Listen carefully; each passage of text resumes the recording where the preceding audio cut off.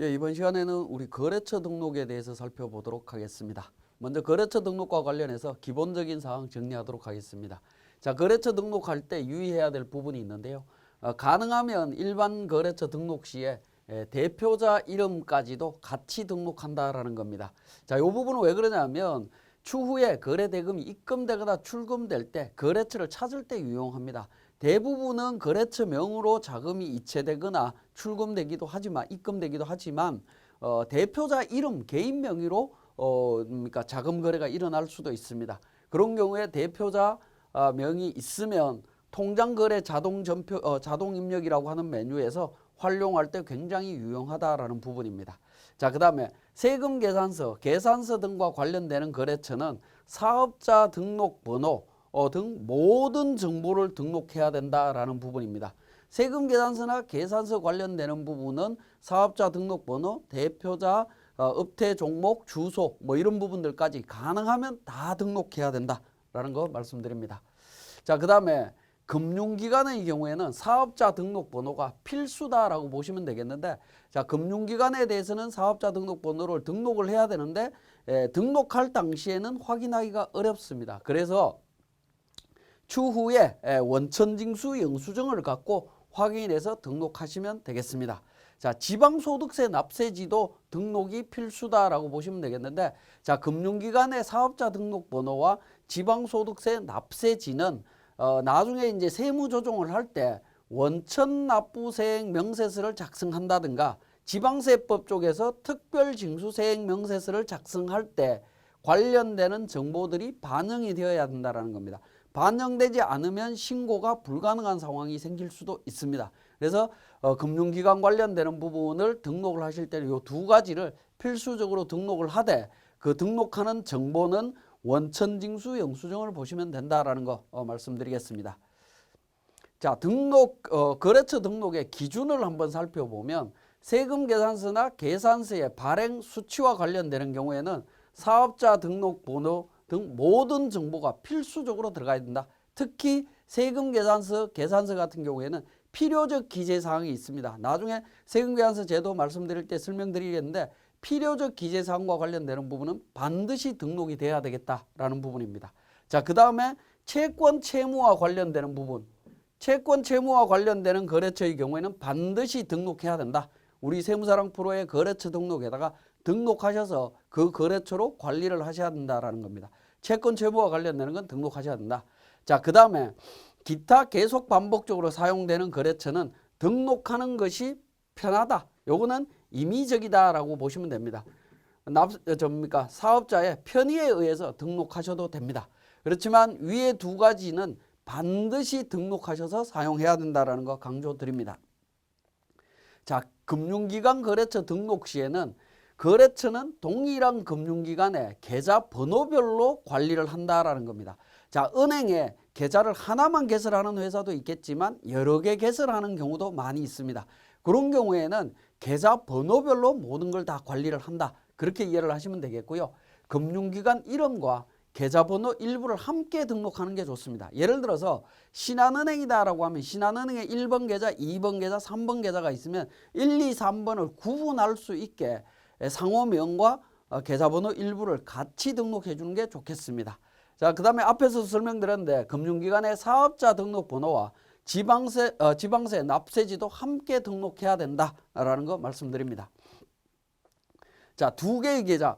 은행에서 두 개의 계좌가 있다. 예를 들어서 별별은행이라고 하는 쪽에 계좌가 이렇게 두 개가 있을 때 등록 어떻게 할 거냐 하는 부분인데 별별은행을 98,000번, 98,001번으로 등록할 때 뒤에 계좌번호의 일부를 그죠? 지금은 이제 끝자리를 이용하고 있습니다. 이렇게 일부를 같이 등록함으로써 거래처 명만 봤을 때 계좌 번호별로 이렇게 구분될 수 있도록 등록해 달라라는 부분이 되겠습니다. 자, 그러면 우리 세무사랑 프로를 통해서 거래처 등록에 대해서 살펴보도록 하겠습니다. 자, 거래처 등록과 관련해서 우리 교재 75페이지가 되겠습니다. 자, 우리 회계관리의 재무회계, 기초정보관리의 두 번째 있는 거래처 등록이 되겠습니다. 자, 거래처 등록과 관련되는 부분은 일반 거래처, 금융기관, 신용카드, 이렇게 이제 세 가지로 구분이 되어 있습니다. 자, 구분이 되어 있고요. 자, 거래처와 관련되는 부분들은 우리 교재에 보시면 사례가 있습니다. 사례를 통해서 살펴보도록 하겠습니다. 교재 84페이지가 되겠고요. 자, 101번에 미란 실업이라고 되어 있습니다. 자, 예를 들어서 미란 실업이 이미 등록이 되어 있습니다. 자, 101번에 미란 실업. 자, 거래처 코드 관련되는 부분은 우리 세무사랑 프로에 등록하는 일반적인 1년 번호 순서라고 생각을 하시면 되겠고, 그 번호 순서대로 등록을 하시면 되겠습니다. 코드는 직접 등록을 하셔도 되고요. 등록하지 않는 경우에는 자동으로 부여됩니다. 비어있는 코드 번호가 자동으로 부여된다라고 보시면 되겠고요. 자, 거래처명은 주어진 거래처명을 그대로 등록을 하시면 됩니다. 주식회사 미란실업.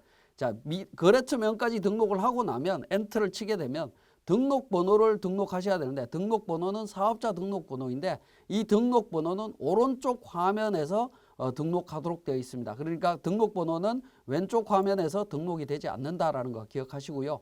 유형은 매출, 매입, 동시가 있는데 기본적으로 동시를 선택하시면 됩니다. 매출과 매입에 같이 사용한다라고 보시면 되겠고요. 자, 오른쪽으로 이동을 하셔서 사업자 등록번호 등록합니다. 자, 사업자 등록번호와 주민등록번호가 있는데, 주민등록번호는 대표자 주민등록번호를 등록하시면 되겠는데, 사업자 등록번호와 주민등록번호는 둘 중에 하나를 사용한다라고 보시면 되겠고요. 대부분은 사업자 등록번호로 등록을 합니다. 자, 사업자 등록번호를 등록한 다음에 옆에 보시면 사업자 등록 상태 조회라고 있습니다. 자, 이 부분을 클릭하시게 되면 인터넷을 통해서 우리 국세청 홈택스에 사업자 등록 상태를 조회해주는 사이트로 연계가 되면서 등록된 사업자 등록번호의 정확성 여부를 확인해 줍니다. 그리고 부가가치세 과세 유형인 일반 과세자, 간이 과세자, 면세사업자, 폐업자, 휴업자 등에 대한 정보를 확인하실 수 있다라고 보시면 되겠습니다. 자, 그 다음에 세 번째, 대표자 관련되는 부분, 업태 종목, 주소 관련되는 부분은 세금 계산서나 아니면 거래처 정보를 확인할 수 있는 서류를 통해서 등록하시면 되겠습니다. 자, 6번부터 18번까지 관련되는 연락처부터 사용 여부가 있습니다. 사용 여부, 이 부분은 이제 상세 입력 안 함으로 체크 표시가 되어 있을 거고요. 하단 부분은 기본적으로는 등록 안 하셔도 상관없습니다. 그렇지만 우리가 하나 보셔야 되는 부분은 77페이지에 13번에 있습니다. 13번에 보시면 업체 담당자 연락처라고 되어 있는 부분이 있는데요. 업체 담당자 연락처는 전자세금 계산서를 우리가 발행한다라고 했을 때, 우리 세무사랑 프로로 발행한다라고 했을 때 그 전자세금 계산서를 담당하는 거래처의 담당자나 그러니까 그 관련되는 정보를 등록하는 부분입니다. 그래서 조회 등록이라는 메뉴를 클릭하시게 되면 사용 여부가 나옵니다. 담당자 등록 조회에서 사용 여부가 나오는데요. 사용을 체크하시고 담당자와 담당자 이메일 주소를 등록하시게 되면 우리 세무사랑 프로를 통해서 전자세금 계산서 발행이 가능해진다라고 보시면 되겠습니다. 우리 세무사랑 프로를 통해서 전자세금 계산서를 발행하실 때에는 반드시 이 13번 업체 담당자 연락처를 등록하셔야 된다라는 거 기억을 해 주셔야 되겠습니다. 그리고 교재 17페이지 참고에 보시면 거래처 등록 중에 일반 거래처 등록 여부는 세금 계산서, 계산서 발행 및 수취와 관련되는 경우, 그 다음에 채권 채무와 관련되는 경우에는 반드시 등록해야 된다라는 거 앞에서 말씀을 드렸습니다. 자, 두 번째 탭으로 넘어가도록 하겠습니다. 두 번째 탭 넘어가기 전에요. 우리 사례 부분에서 연준상사나 한라오피스, 주식회사 오늘 같은 경우에는 동일한 방식대로 등록을 하시면 되겠고, 자, 105번에 bbcco.ltd에서 수출과 관련되는 부분이 되겠습니다. 자, 이러한 경우에는 상호만 등록을 했고요. 오른쪽에 보시면 사업자 등록번호라든가 이런 부분들은 정보가 필요 없기 때문에 별도로 등록하지 않았습니다. 특히 외국 거래처의 경우에는 그러니까 사업자 등록번호나 대표자나 이런 업태 종목이나 이런 부분들은 등록할 필요가 없기 때문에 등록하지 않았다라는 점 기억하시면 되겠습니다. 자, 두 번째 탭에 있는 금융기관으로 들어가도록 하겠습니다. 자, 금융기관과 일반 거래처, 신용카드 이렇게 금융기관으로 세 가지 거래처 등록을 구분하는 이유는 일반 거래처에서 등록하는 정보와 금융기관과 신용카드가 등록하는 정보가 성격이 다르기 때문에 구분해서 등록하고자 이렇게 구분되어 있다라고 보시면 되겠고요. 자, 금융기관은 앞에서도 말씀드렸듯이 은행별 계좌 번호별로 등록을 한다라는 거 기억을 하시면 되겠습니다. 우리 교재 84페이지에 98,000번에 신한은행이 있고 98,002번에 신한은행이 있습니다. 자, 코드 등록하시고요. 거래처명 등록하실 때 신한은행이라고 하면서 계좌번호에 보통은 이제 뒷부분을 같이 등록을 합니다. 111번하고 652번을 이렇게 같이 표현을 해주시는 게 좋겠습니다. 그리고 계좌번호를 거래처명을 등록을 하시고요. 엔터로 넘어가게 되면 계좌번호는 오른쪽에서 등록을 합니다. 일반 거래처의 사업자 등록번호 등록과 동일한 방식으로 오른쪽에서 등록한다라고 보시면 되겠고, 세 번째 있는 유형으로 갑니다. 보통예금부터 외화까지 있는데 보통예금부터 외화까지 중에 유형을 반드시 구분하셔야 되는 것은 외화만 구분하시면 됩니다. 보통예금, 당좌예금, 정기예금, 정기적금, 기타 관련되는 부분은 하나로 통일해서 사용하셔도 큰 문제가 없고요. 외화 통장만 외화로 구분을 해주시면 좋겠습니다. 자, 그 부분은 나중에 계정가격 및 적요 등록에서 우리 외화 관련되는 부분을 관리하는 차원에서 제가 그때 다시 설명드리기로 하겠습니다. 자, 그 다음에 계좌번호 오른쪽에서 등록을 해주시고요.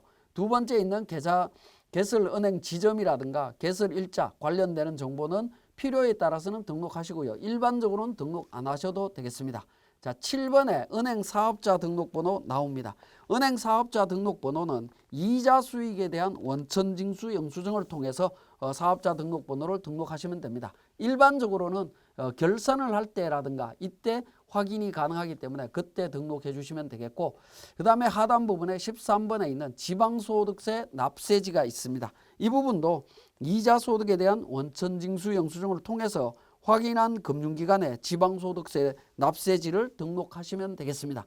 이 두 가지는 우리 법인 세무조정 시에 원천납부세액 명세서와 특별징수세액 명세서를 작성할 때 자료가 반영되는 부분이기 때문에 자동으로 반영되기 때문에 반드시 등록하셔야 되겠습니다. 자, 그 다음에 교재 80페이지에 보시면 계좌번호가 두 개 존재할 때 등록해야 되는 방법에 대한 부분 앞에서 설명드렸습니다만 정리되어 있습니다. 참고로 보시고요. 자, 교재 80페이지에 있는 신용카드 정보로 넘어가도록 하겠습니다. 자, 신용카드 관련되는 부분이 되겠고, 자, 우리 교재에 보시면 84페이지 사례에서 하나카드, 국민카드, 삼성카드에서 매입과 매출로 이렇게 구분이 되어 있습니다. 자, 매출과 관련되는 부분은 카드 명만, 코드와 거래처 명만 등록을 하시면 될 것 같습니다. 그리고 유형에서는 매출로 선택을 해주시면 됩니다. 우리 일반 거래처에서는 매출 매입 동시라고 선택이 되어 있었습니다만은 카드는 매출이냐 매입이냐를 반드시 구분해서 등록을 하셔야 되겠습니다. 특히 매출 같은 경우에는 카드 거래처 명만 등록을 하시면 되겠고, 오른쪽에 보시면 가맹점 번호가 있는데 가맹점 번호는 굳이 등록 안 하셔도 됩니다. 그리고 카드사의 사업자 등록번호라든가 이런 부분들은 기본 정보들은 등록 안 하셔도 실무에서 문제될 게 없습니다. 다만 이제 매입 카드 같은 경우에는 자, 예를 들어서 99,600번에 하나카드다라고 했을 때 유형을 매입으로 선택하게 되면 반드시 카드 번호 매입과 카드 종류 매입 관련되는 부분을 반드시 등록을 해 주셔야 된다라는 거 기억을 하셔야 되겠습니다. 자, 카드 번호는 16자리죠. 16자리 카드 번호 등록을 해 주시면 되겠고, 자, 카드 종류 매입이라고 되어 있는 부분을 내용을 보시면 일반 카드, 복지 카드, 사업용 카드 해서 내용이 나와 있습니다. 자, 이 부분에 대해서 기본적으로 등록을 하셔야 되는데, 사업용 카드는 법인 카드의 경우에는 무조건 사업용 카드가 되겠습니다. 자, 개인 사업자의 경우에는 사업용 카드 관련되는 부분은 국세청 홈택스에 사업용 카드로 등록한 카드를 사업용 카드라고 하고 있습니다. 그래서 국세청 홈택스에 등록된 카드이면 사업용 카드, 등록하지 않은 카드이면 일반 카드로 등록을 하시면 되겠습니다. 자, 이 부분은 복지카드, 사업용 카드 같은 경우에는 우리가 신용카드로 매입한 부분에 대해서 나중에 부가가치세 신고 시에 신용카드 매출 전표 수령 명세서를 작성함으로써 매입세 공제가 가능해지는데요. 그때 작성에 영향을 미치게 됩니다. 매입에 대한 카드 번호 또는 카드 종류에 대한 부분이 작성에 영향을 미치기 때문에 반드시 매입과 관련되는 부분은 카드 번호와 카드 종류를 반드시 등록을 해 주셔야 되겠습니다. 나머지 그러니까 카드 소유 담당자부터 사용 여부까지는 필요하다면 등록하시고 그렇지 않으면 등록 안 하셔도 되겠습니다. 자, 교재 82페이지에 거래처 등록 시에 주의해야 될 부분이 되겠습니다. 자, 일반 거래처의 경우에 이 사업자 등록번호 등록하실 때 또는 주민등록번호로 기재할 경우에는 주민등록번호 등록까지 정확한 번호로 등록을 하셔야 된다는 겁니다. 예를 들어서 등록을 했는데 이렇게 등록을 했는데 사업자 등록번호가 잘못된 부분을 등록하게 되면 이렇게 빨간색으로 보이게 됩니다. 이런 빨간색으로 보이게 되면 이 부분 자체는 오류이기 때문에 추후에 전자신고라든가 여러 가지 문제점이 생기기 때문에 사업자 등록번호나 주민등록번호를 확인해서 정확하게 등록해야 된다는 거 말씀드립니다. 자, 그 다음에 82페이지에 툴바 기능을 살펴보겠습니다. 툴바 기능을 보면 상단 부분에 툴바 모음이라고 하는 가로 세 줄 아이콘이 있습니다. 이 부분을 클릭해 보시면 가로로 나열되어 있는 그러니까 메뉴들에 숨겨져 있는 메뉴까지 순서대로 전체 다를 확인할 수 있는 기능이다라고 보시면 되겠고, 자, 그 다음에 F4번에 있는 거래처명 복원이 있습니다. 자, 예를 들어서 한라 오피스를 제가 잘못해서 이렇게 111로 수정을 해버렸다라고 했을 때 111이라고 잘못되었다. 제가 한라 오피스라는 걸 알면 수정하시면 되겠죠. 만약에 모를 때에는 F4번 거래처명 복원이라는 걸 눌러보시면 바로 수정 전에 거래처명으로 등록하실 수 있다라는 겁니다. 자, 그 다음에 CFO 삭제된 데이터라고 되어 있는데요. 거래처 중에 이렇게 한라 오피스와 오너를 제가 삭제를 한번 해보겠습니다. F5번으로 삭제했습니다. 자, 삭제한 부분을 우리 CFO 삭제된 데이터를 통해 갖고 확인해서 복원할 수 있는 그런 기능이다라고 보시면 되겠습니다. 자, 그 다음에 나와 있는 부분 중에 F11 전표 변경이라는 부분이 있습니다. 야, 전표 변경이라고 하는 부분이 어떤 부분이냐 하면요. 자, 일반 전표 입력에서 우리가 입력되어 있는 내용을 하나 살펴보도록 하겠습니다. 예를 들어서 1월 5일 날 자, 출금 전표. 자, 일반 전표 입력하는 부분에 대해서는 추후에 자세하게 설명을 드리도록 하겠습니다. 자, 103번 한라 오피스 해서 100만 원 이렇게 등록을 했습니다. 자, 입력을 했는데요. 이렇게 쭉 입력을 했는데 한라 오피스가 그러니까 거래처가 변경이 됐다라고 가정을 하겠습니다. 백두 무역